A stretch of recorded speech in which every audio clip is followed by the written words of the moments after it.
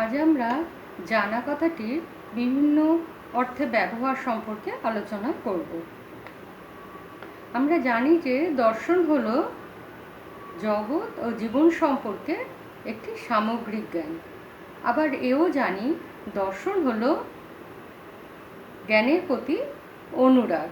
সুতরাং দর্শনে জ্ঞান শব্দটির যে একটি গুরুত্বপূর্ণ ভূমিকা রয়েছে তা অস্বীকার করা যায় না। সুতরাং প্রশ্ন ওঠে, জ্ঞান কি? জ্ঞানের স্বরূপ কি? জ্ঞানকে আমরা কোনো বিষয় সম্পর্কে জানা অর্থে ব্যবহার করি, অর্থাৎ জ্ঞান এবং জানা এই পদ দুটি সমার্থক রূপে চিহ্নিত। জ্ঞানের স্বরূপ বা প্রকৃতিকে জানতে গেলে জানা কথাটির বিভিন্ন অর্থে যে প্রয়োগ তার সম্পর্কে সচেতন থাকা প্রয়োজন। তা না হলে জ্ঞান বা জানা বলতে ঠিক কী বোঝায় আমরা তার উত্তর দিতে পারি না। দৈনন্দিন জীবনে জানা ক্রিয়াপদটির বিভিন্ন অর্থে ব্যবহার থাকলেও দর্শনে এটি মূলত তিনটি অর্থে ব্যবহৃত হয়ে থাকে। জন হসপার্স এই তিনটি অর্থকে যেভাবে বলেছেন সেগুলো হলো পরিচিতি অর্থে জানা, কর্মকৌশল অর্থে জানা আর বাচনিক অর্থে জানা। এবার আমরা এই তিন প্রকার জানা সম্পর্কে একটু আলোচনা করে নিচ্ছি। পরিচিতি অর্থে জানা। পরিচিতি অর্থে জানা বলতে সাক্ষাৎ পরিচয়কে বোঝায়। এক্ষেত্রে জানা বলতে বোঝায় যে চেনা বা পরিচয় থাকা। অর্থাৎ আমি যদি বলি আমি বিমলবাবুকে জানি, তখন তার অর্থ হলো বিমলবাবুর সাথে আমার সাক্ষাৎ পরিচয় আছে। কোনো ব্যক্তি সম্পর্কে আমার প্রত্যক্ষ অভিজ্ঞতা না থাকলে আমি বলতে পারি না আমি উক্ত ব্যক্তিটিকে জানি। এই প্রকার জানা হলো পরিচিতি বা পরিচয়মূলক জ্ঞান। দ্বিতীয়টি হলো কর্মকৌশল অর্থে জানা। অনেক সময় জানা ক্রিয়াপদটি কর্মকৌশল বা কর্মদক্ষতা অর্থে ব্যবহার করা হয়ে থাকে। এক্ষেত্রে জানা বলতে বিশেষ ধরনের কাজ করার ক্ষমতাকে বোঝানো হয়। যেমন কেউ যদি বলে আমি সাইকেল চালাতে পারি বা জানি, তখন সে জানা কথা শব্দটিকে কর্মকৌশল অর্থেই ব্যবহার করে। এক্ষেত্রে তার কথার অর্থ হলো সাইকেল চালানোর কৌশল তার জানা আছে। এই অর্থে জ্ঞান বলতে বোঝায় কর্মদক্ষতামূলক জ্ঞান। এর বৈশিষ্ট্যগুলো হলো এই প্রকার জ্ঞানের ক্ষেত্রে কর্মদক্ষতার প্রয়োজন হয়। এই প্রকার জ্ঞান কাজ করার সামর্থ্যকে নির্দেশ করে। এই প্রকার জ্ঞানের জন্য অনুশীলন বা অভ্যাসের প্রয়োজন হয়। 3 নম্বর বা তৃতীয় প্রকার যে জানা তা হলো বাচনিক অর্থে জানা বা বাচনিক জ্ঞান। বাচনিক অর্থে জানা বলতে কোনো একটি বচনের সত্যতাকে বোঝায়। উদাহরণস্বরূপ যখন বলি আমি একজন ছাত্র বা আমি একজন ছাত্রী, তার অর্থ হলো আমি যা জানি তা হলো একটি বাক্য বা বচন। যেমন আমি হই একজন ছাত্র। বাচনিক অর্থে যে জ্ঞান প্রকাশিত হয় তাকে বলা হয় বাচনিক জ্ঞান। আধুনিক দর্শনে এই প্রকার জানার উপর বা বাচনিক ব্যাখ্যার উপরেই বেশি গুরুত্ব আরোপ করা হয়েছে। এই প্রকার জানাকে জানা যে বা নোয়িং দ্যাটও বলা হয়।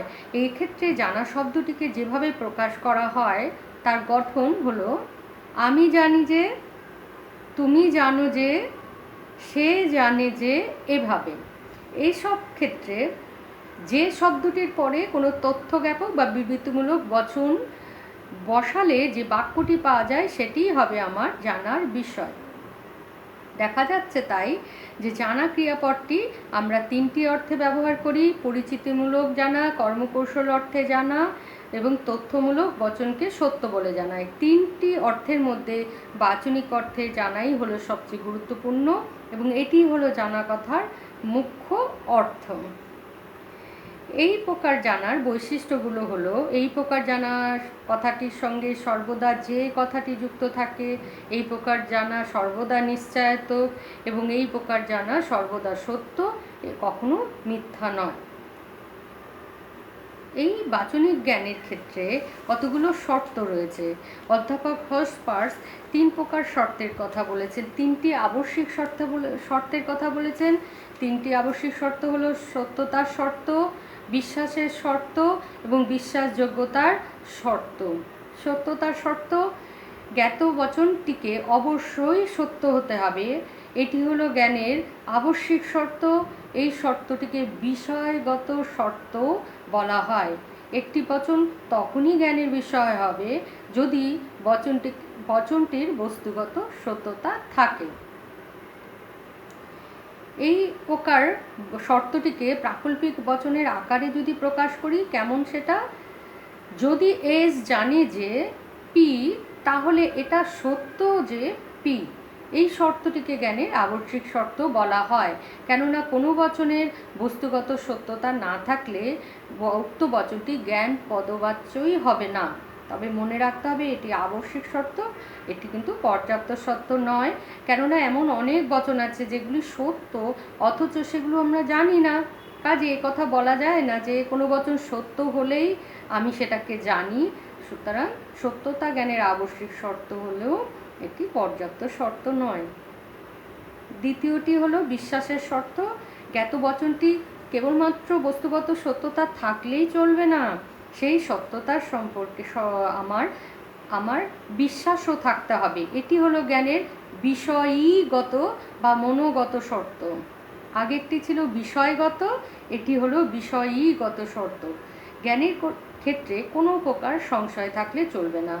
আমি যদি বলি আমি জানি পৃথিবী গোলাকার, তখন আমি বিশ্বাস করি এই কথাটি বা বিশ্বাস করি এই বচনটির সত্যতার রয়েছে।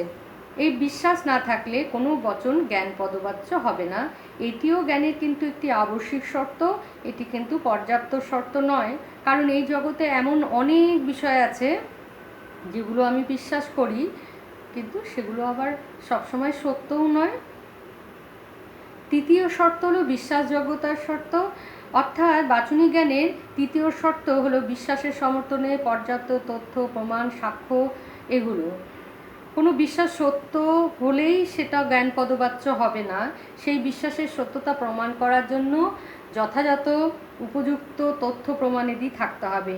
আমি কোনো একটি কথা বললাম কিন্তু সেটা তার পিছনে কোনো তথ্য, প্রমাণ, সাক্ষ্য যদি দেখাতে না পারি তাহলে এটি জ্ঞান পদবাচ্য হবে না।